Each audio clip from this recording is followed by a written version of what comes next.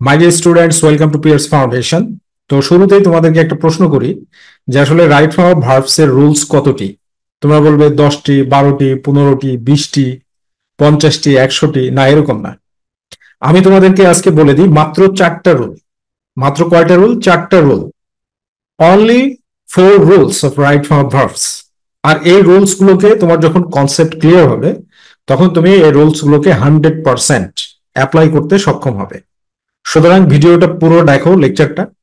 যদি পুরো না দেখো সারাটা জীবন আফসোস থেকে যাবে, ঠিক আছে? এই জন্য লেকচারটা পুরোটা দেখো। তো প্রথম থেকে আমরা শুরু করি। শুরু যেটা, সেটা হচ্ছে rules of right form verbs. এইটার প্রথমে যেটা আমাদের জানতে হবে সেটা হচ্ছে ফর্মস অফ ভার্ব।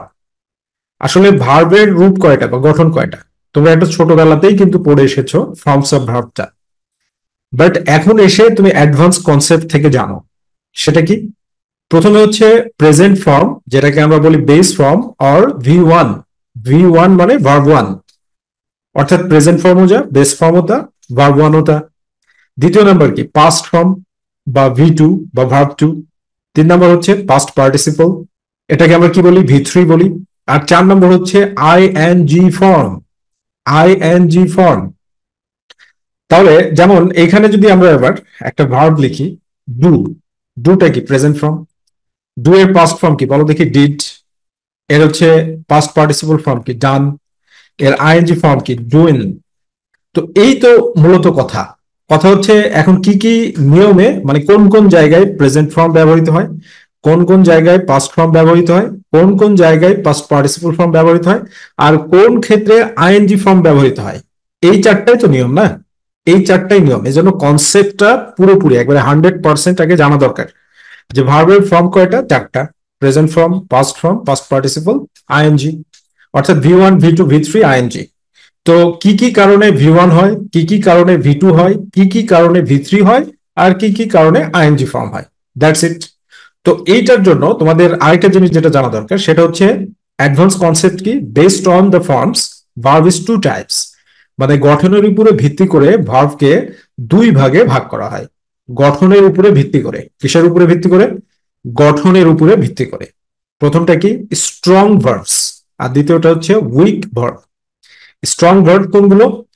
যে সকল ভার্বের পাস্ট টেন্স এবং পাস্ট পার্টিসিপল, অর্থাৎ পাস্ট ফর্ম এবং পাস্ট পার্টিসিপল ফর্ম করতে হলে ইন্টারনাল ভাওয়েল পরিবর্তন করতে হয়, তাদেরকে স্ট্রং ভার্ব বলে। ইন্টারনাল ভাওয়েল মানে হচ্ছে ভিতরে। ইন্টারনাল ভাওয়েল বলতে ভার্বের ভিতরের যে ভাওয়েল, সে ভাওয়েলটা পরিবর্তন হবে। যেমন দেখো, প্রেজেন্ট ফর্ম কি? বিগিন। পাস্ট ফর্মটা কি? বিগান। এখানে দেখো আই, আয়ের জায়গাতে কি হয়েছে? এ হয়েছে। তো ইন্টারনাল কি হলো? পরিবর্তন হলো। আয়ের জায়গাতে এখানে এ হওয়া মানে কি? আইটা এ হয়ে পাস্ট ফর্ম হলো। আবার এখানে দেখো আইটা ইউ হয়ে পাস্ট পার্টিসিপল ফর্ম হয়েছে। তো এরকম ভাবে যখন ভেতরের ভাওয়েল পরিবর্তন করতে হয়, ভেতরের ভাওয়েল পরিবর্তন করতে হয় কিসের জন্য? পাস্ট ফর্ম এবং পাস্ট পার্টিসিপল ফর্ম করার জন্য। তো সেই ভার্বগুলোকে স্ট্রং ভার্ব বলে। এটা হচ্ছে লিস্ট। আর এই লিস্টটা তোমরা খুব সুন্দরভাবে এই যে আমাদের এইচএসসি নোটবুক, এটার মধ্যে পেয়ে যাবে, ইংলিশ সেকেন্ড পেপার। সো বইটা কালেক্ট করে নাও। বই কালেক্ট করে নিয়ে মজা করে পড়ো। আমি আবারও বলছি, বারবার বলছি, যারা এইচএসসি নোটবুক কালেক্ট না করে তোমরা পড়ে পরীক্ষা দিবে, তোমাদের আফসোস হবে যে ইংরেজিটাকে চরম লেভেলে শিখতে পারিনি। আর এইচএসসি নোটবুক এটা কালেক্ট করো, তাহলে ইংরেজিটাকে চমৎকার ভাবে শিখতে পারবে। ঠিক আছে? চ্যালেঞ্জ, একেবারে চ্যালেঞ্জ করে বলছি, কারণ মানে রুলস যা যা প্রয়োজন সেগুলো, ফ্রেজ ওয়াইজ ট্রান্সলেশন বাংলাদেশে প্রথম। ঠিক আছে? বাংলাদেশেই প্রথম। ওকে। তো এরপরে দেখো উইক ভার্ব কি? উইক ভার্ব কি? উইক ভার্বের ডেফিনেশন কি? যে সকল ভার্বের শেষে ডি বা ইডি বা টি যুক্ত করে, যে সকল ভার্বের শেষে ডি বা ইডি বা টি যুক্ত করে, টি যুক্ত করা হয় কি করার জন্য? Past form, past form, past form and past participle form. Past participle form. Past participle form করতে এই যে এইগুলো ডি ইডি বা টি যুক্ত করা হয় তাদেরকে উইক ভার্ব বলে। তো এইখানে উইক ভার্বের সাধারণত একাধিক সিলেবল থাকে। 99.99% ক্ষেত্রে উইক ভার্বের একাধিক সিলেবল থাকে। উইক ভার্বে একাধিক সিলেবল থাকে। তো আজকে থেকে ভার্বের পাস্ট পার্টিসিপল ফর্ম করার জন্য আর সমস্যা না হওয়ার কথা। যেমন দেখো, কম্পেয়ার, কম্পেয়ার মানে কি, তুলনা করা। তো এখানে কয়টা সিলেবল আছে, সিও এম কম, এটা একটা সিলেবল, পেয়ার একটা সিলেবল, তাহলে একাধিক সিলেবল, একাধিক সিলেবল থাকলে কি উইক ভার্ব। তো এর পাস্ট ফর্ম করতে হলে কি করতে হবে, ডি বাই ডি, তো ই তো এখানে দেওয়া আছে জন্য ডি, এখানে পাস্ট পার্টিসিপল ফর্মে ডি, আর আইএনজি করার জন্য ইটা উঠে যাবে। আরো একটা বিষয় মাথায় রাখতে হবে, উইক ভার্বের পাস্ট ফর্ম এবং পাস্ট পার্টিসিপল ফর্ম একই হয়ে থাকে। উইক ভার্বের পাস্ট ফর্ম এবং পাস্ট পার্টিসিপল ফর্ম একই হয়ে থাকে। এবার আমরা রুলসে চলে আসি। রুলস কি, V one, rules of base form. Base form মানে কি, ভি ওয়ান। ভি ওয়ান কি কি ক্ষেত্রে হয়, যেমন দেখো, টু প্লাস ভার্ব ওয়ান, মানে টু এর পরে সবসময় ভার্বের বেস ফর্ম হয়। এই নিয়মটা তোমরা জানো, বাট আমি তোমাদেরকে প্রথমে যে কনসেপ্টটা বলেছি, এই কনসেপ্টের উপরে বেস করে মূলত চারটাই নিয়ম। কি কি, base form, rules of base form, rules of past form, rules of past participle form, rules of ING. ঠিক আছে, তো তোমার যখন এই কনসেপ্টটা ক্লিয়ার থাকবে, কনসেপ্ট ইজ পাওয়ার, আর কনসেপ্ট ইজ পাওয়ার, আর প্র্যাকটিস করার জন্য এই যে এইচএসসি নোটবুক, হেল্পলাইনে ফোন দিয়ে এখনই কালেক্ট করে নাও। ওকে, তাহলে এখানে কি বলছে দেখো, V one, he wants to learn a new language, সে একটা নতুন ভাষা শিখতে চায়। হি ওয়ান্টস, সে চায়, টু লার্ন শিখতে, এ নিউ ল্যাঙ্গুয়েজ, একটা নতুন ভাষা। তাহলে দেখো, তুমি যখনই ভার্বের কি পাবে, টু পাবে, ঠিক আছে না। যেমন he wants, he wants, he wants two, এখানে আমি একটা গ্যাপ দিয়ে দিলাম, দিয়ে তোমাদের যেভাবে আসে ব্র্যাকেটে দিয়ে দিলাম হ্যাভিং, দিয়ে বললাম having the result, the result, result quickly, quickly. তো এখানে দেখো বাচ্চাধন, তাহলে তোমরা কি ব্যবহার করবে, মাই ডিয়ার স্টুডেন্টস, হ্যাভিং আছে, হ্যাভিংটা কোন ফর্ম, দেখো ফর্ম, ফর্ম অফ ভার্বস, শুরুতে যেটা বলেছি এটা জানা কেন দরকার। তাহলে হ্যাভিংটা কোন ফর্ম, হ্যাভিংটা আইএনজি ফর্ম, কিন্তু এখানে কি আছে, টু আছে। তো টু থাকলে আমাদের নিয়ম কি, বেস ফর্ম করতে হবে। তাহলে আইএনজি ফর্মে বেস ফর্ম করো, তাহলে অ্যান্সার কি, have, right. He wants to have the result quickly. Okay, এরপরে দেখো, can, could, may, might, must, shall, should, will and would, এরপরে ভার্ব বসলে কি, ভার্বের বেস ফর্ম হবে। অর্থাৎ মডেল অক্সিলারি ভার্ব, এগুলোকে বলা হয় model auxiliary verb. Modal auxiliary ভার্বের পরে যদি ভার্ব বসে তাহলে সেটার বেস ফর্ম হয়। অক্সিলারি ভার্বকে তিন ভাগে বিভক্ত করা হয়, ঠিক আছে। অক্সিলারি ভার্বকে চার ভাগে বিভক্ত করা হয়, be verb, do verb, have verb, modal verb. Be verb, do verb, have verb, modal verb, এই চার ভাগে অক্সিলারি ভার্বকে ভাগ করা হয়।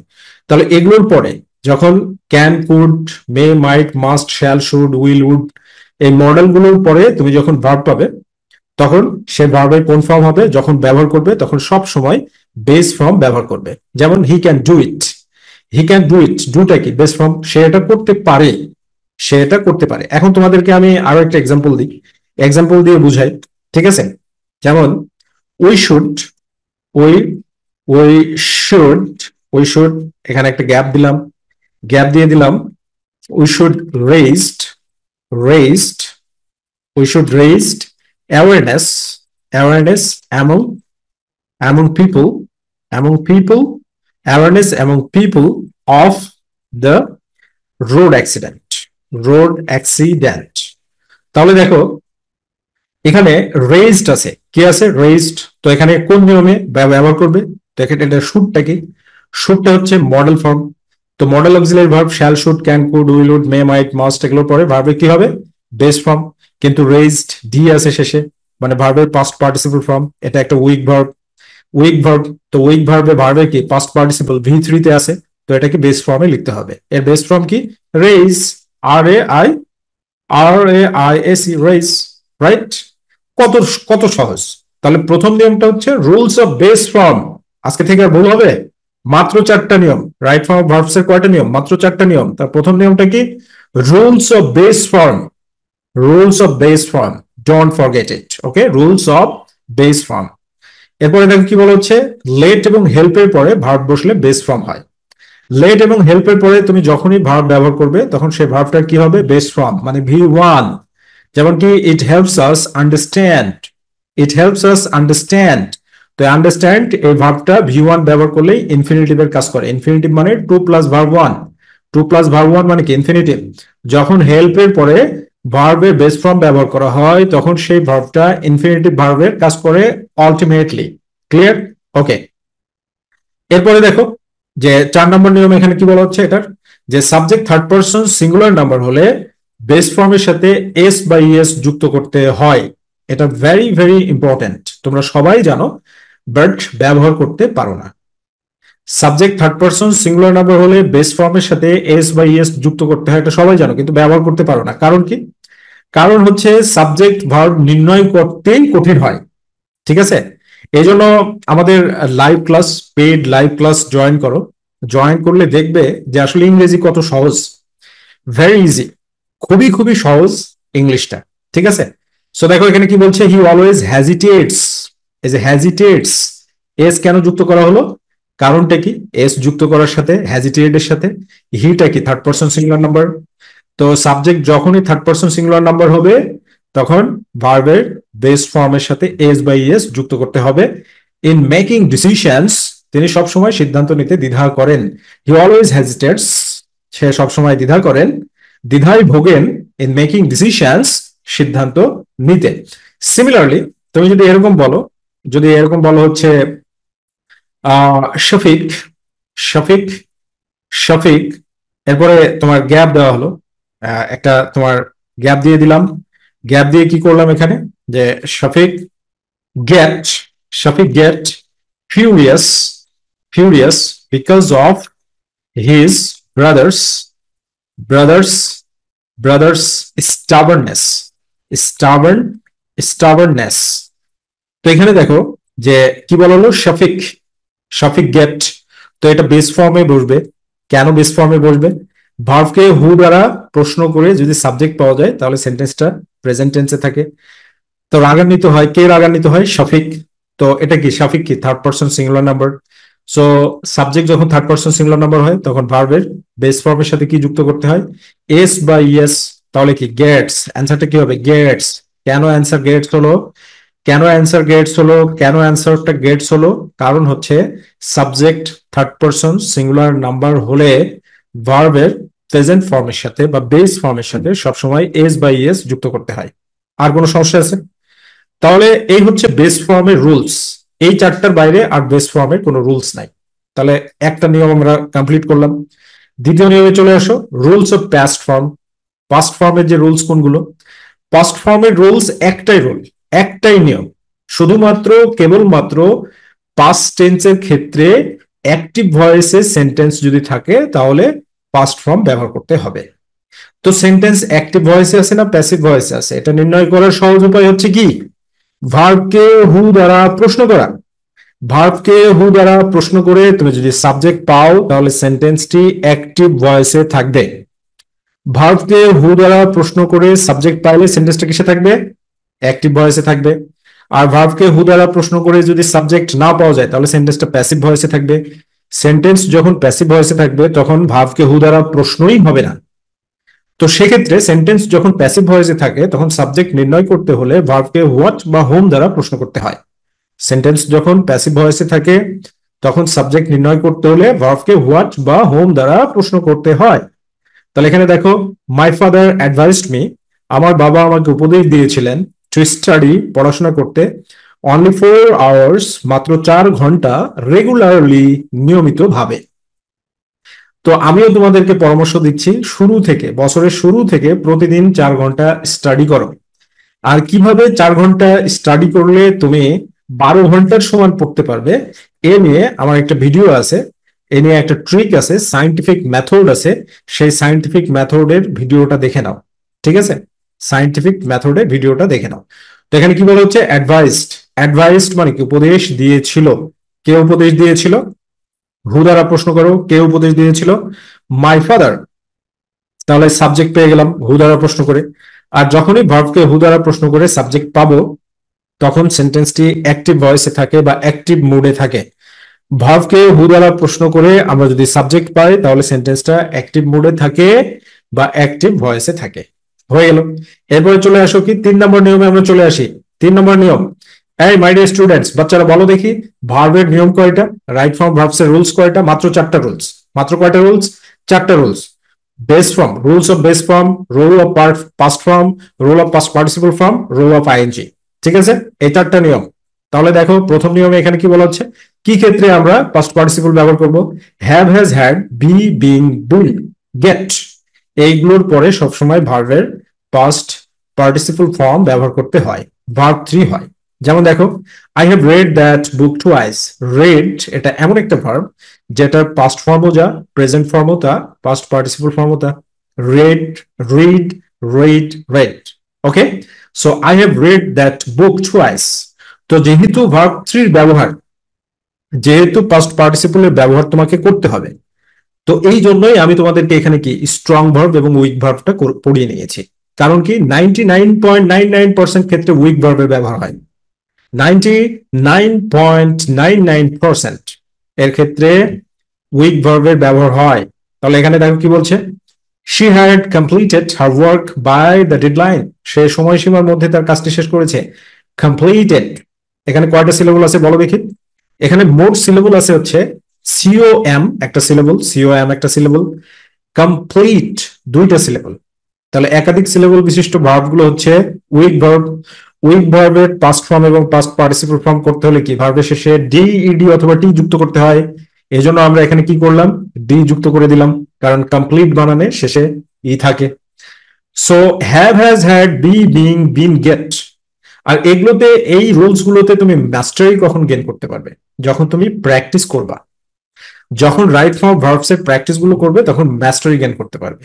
প্র্যাকটিস যারা মানে ফ্রিতে করতে চাও তারা আমাদের ইউটিউবের লেকচার দেখে নাও। আর যারা তোমরা মানে ডিসিপ্লিনের সাথে ফ্রি হ্যান্ড রাইটিং শিখতে চাও এবং ইংরেজিতে মাস্টার হতে চাও, তারা আমাদের অনলাইন পেড ব্যাচ জয়েন করো। ঠিক আছে, অনলাইন পেড ব্যাচ জয়েন করে নাও, তুমি 100% মাস্টারি গেইন করতে সক্ষম হবে। রাইট? আচ্ছা, এরপরে কি বলছে, the new policies R being implemented right now. নতুন নীতিগুলো এখনই বাস্তবায়িত হচ্ছে। এই যে বিং, বিং এর পরে কি ইমপ্লিমেন্ট, ইমপ্লিমেন্ট মানে কি বাস্তবায়ন করা। বাস্তবায়ন করা, দেখো ভার্বকে হু দ্বারা প্রশ্ন করো দেখি, কে বাস্তবায়ন করে? অ্যান্সার আছে, নিউ পলিসিস কি বাস্তবায়ন করতে পারে? বাস্তবায়ন করতে পারে না, বাস্তবায়ন করা হচ্ছে। তো এই জন্য বলছি আমি যে সেন্টেন্সটা যখন প্যাসিভ মোডে বা প্যাসিভ ভয়েসে থাকে তখন ভার্বকে হোয়াট বা হোম, হু দ্বারা প্রশ্নই হবে না। আর সাবজেক্ট বের করতে হলে তোমাকে হোয়াট বা হোম দ্বারা প্রশ্ন করে সাবজেক্ট বের করতে হবে। তো কি বাস্তবায়ন করা হচ্ছে? What are being implemented new policies. কত সহজ। তাহলে আজকে থেকে রাইট ফর্ম অফ ভার্বস এর রুলস কয়টা? মাত্র 4টা। রাইট ফর্ম ভার্বস এর রুলস কয়টা? মাত্র 4টা। Rules of base form, rules of past form, rules of past participle form, rules of I N G. Okay, এরপর দেখো, am is are was were এর পরে সেন্টেন্সটি যদি প্যাসিভ ভয়েসে থাকে, প্যাসিভ ভয়েসে যদি থাকে, সেন্টেন্সটি কিসে থাকে? প্যাসিভ ভয়েসে থাকে, তাহলে ভার্বের পাস্ট পার্টিসিপল ফর্ম ব্যবহার করতে হবে। Am is are was were এর পরে সেন্টেন্সটি প্যাসিভ ভয়েসে থাকলে, তো এখনই কিছুক্ষণ আগে তোমাদের শেখালাম ভার্বকে সবসময় হু দ্বারা প্রশ্ন করবা।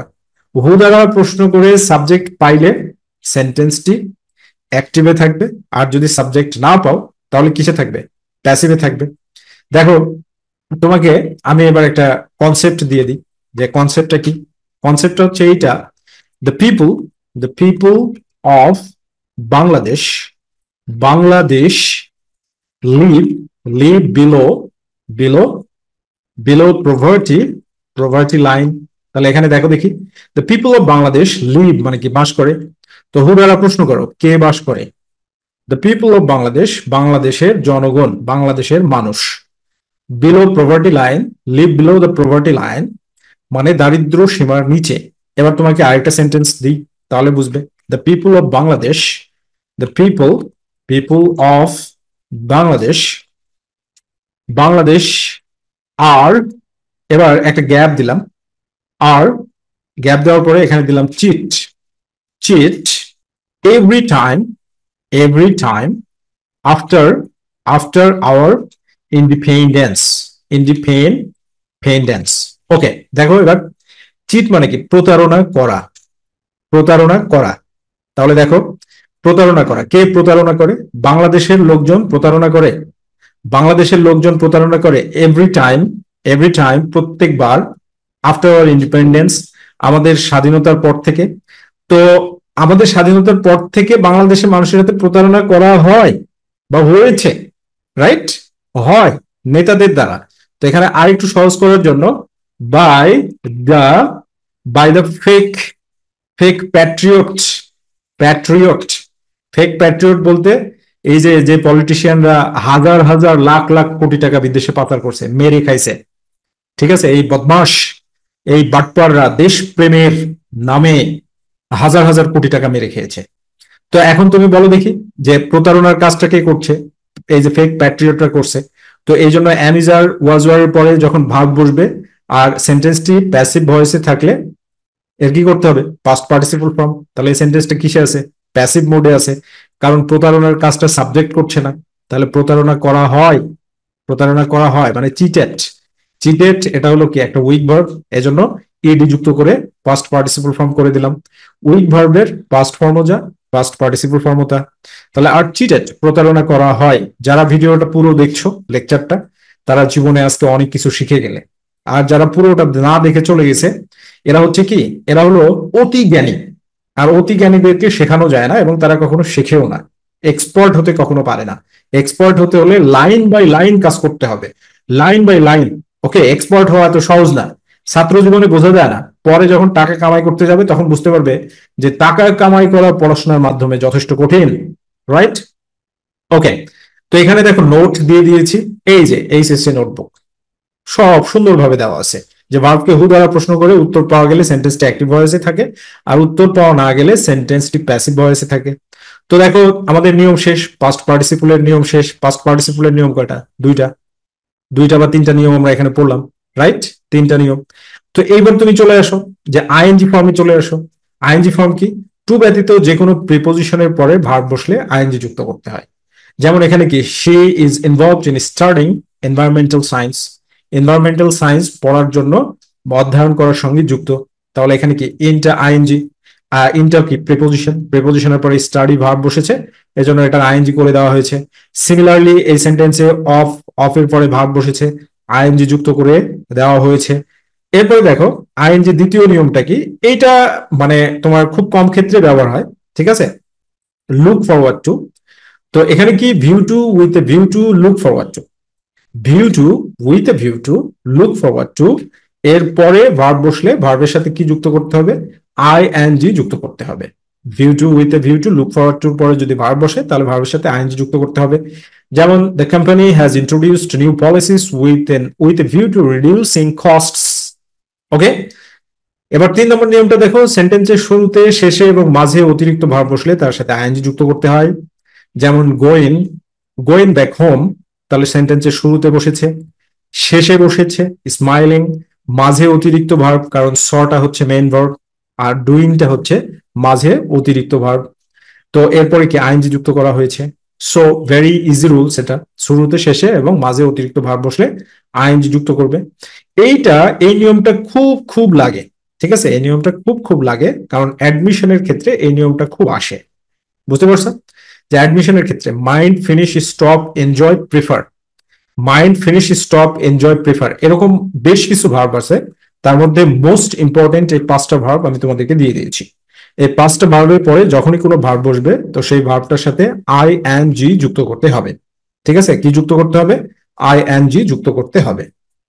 তাহলে দেখো, I don't mind waiting for you, তোমার জন্য অপেক্ষা করতে আমার আপত্তি নেই। I prefer studying home tonight, sorry, I prefer staying home tonight. তো এখানে কি, প্রিফারের পরে স্টে ভার্ব বসেছে, এজন্য এটার আইএনজি। ঠিক আছে, সো বইটা কালেক্ট করে নাও। স্টাডি ম্যাটেরিয়ালস যদি তোমাদের কাছে না থাকে তাহলে সঠিকভাবে পড়তে পারবে না, এজন্য বইটা কালেক্ট করে নাও। রাইট?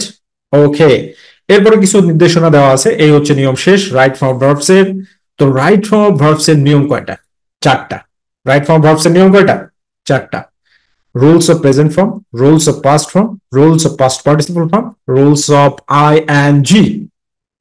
এইভাবে বুঝে যখন তুমি পড়বে তখন তুমি 100% এই ভাষাটাকে গেইন করতে সক্ষম হবে। আর এই গেইন করার উদ্দেশ্যেই আমরা আমাদের এই এইচএসসি নোটবুক প্রস্তুত করেছি। এইচএসসি নোটবুক তোমরা কালেক্ট করে নাও হেল্পলাইনে ফোন দেওয়ার মাধ্যমে। Thank you very much, be happy and successful.